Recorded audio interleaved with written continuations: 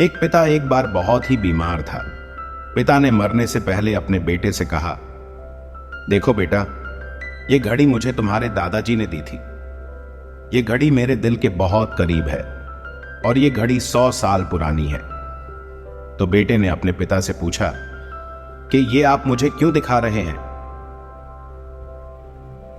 तो पिता ने कहा, बेटा, मैं इसे अब तुम्हें देना चाहता हूं, पर उससे पहले तुम इस घड़ी को लेकर किसी घड़ी बनाने वाले के पास जाओ और उससे पूछो कि इस घड़ी की कीमत क्या है।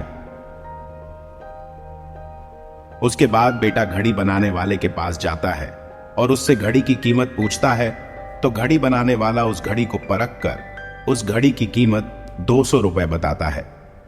बेटा वापस अपने पिता के पास जाता है और उन्हें बताता है कि घड़ी बनाने वाले ने इस घड़ी की कीमत 200 रुपए बताई। उसके पिता ने उसे दोबारा किसी दूसरे घड़ी बनाने वाले के पास जाके उस घड़ी की कीमत पता करने को बोला। बेटा दूसरे घड़ी वाले के पास गया और उसे दूसरे घड़ी बनाने वाले ने भी उस घड़ी की कीमत 200 रुपए ही बताई। फिर उसके पिता ने कहा कि इस घड़ी को अब किसी म्यूजियम में लेके जाओ और वहां इसकी कीमत पता करो। बेटा अब एक म्यूजियम में गया और वहां उसने इस घड़ी की कीमत पता करी और वहां उसे इस घड़ी की कीमत 10,000 रुपए पता चली, क्योंकि वह घड़ी बहुत ही पुरानी और कम पाए जाने वाली थी। बेटे ने वापस जाके अपने पिता को उस घड़ी की कीमत बताई तो पिता ने हंसते हुए उससे कहा कि बेटा, मैंने इसी कारण तुम्हें वहां भेजा था।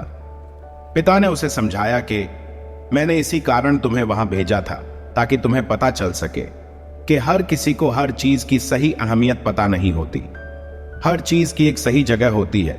वैसे ही तुम भी अपनी कीमत जानो और उस जगह बिल्कुल भी मत रुको जहां तुम्हारी अहमियत ना हो, क्योंकि जिसे तुम्हारी कदर नहीं होती उसे तुम्हारी कीमत का भी अंदाजा नहीं होता, और जिसे तुम्हारी कदर होगी उसे तुम्हारी कीमत का भी अंदाजा होगा। तो बेटा, जिंदगी में बस उसी जगह रहो जिस जगह तुम्हारी कदर और अहमियत हो। तो दोस्तों, इस कहानी से हमें यह पता चलता है कि हमें हमेशा वही रहना चाहिए और उन्हीं लोगों के साथ रहना चाहिए जिन्हें आपकी अहमियत हो। और दूसरी बात यह पता चलती है कि जिंदगी में कदर करने वाले बहुत ही कम लोग मिलते हैं, तो हमें भी हमेशा उनकी कदर करनी चाहिए, क्योंकि जिंदगी का क्या पता दोस्तों, कौन आपका कब साथ छोड़ जाए। तो दोस्तों, आपको हमारी यह कहानी कैसी लगी हमें कमेंट्स में जरूर बताएं और हमारे चैनल को सब्सक्राइब करना ना भूलें। आपका अपना चैनल कुशल विचार आपके लिए ऐसी अच्छी और प्रेरणादायक कहानियां लाता रहेगा। धन्यवाद।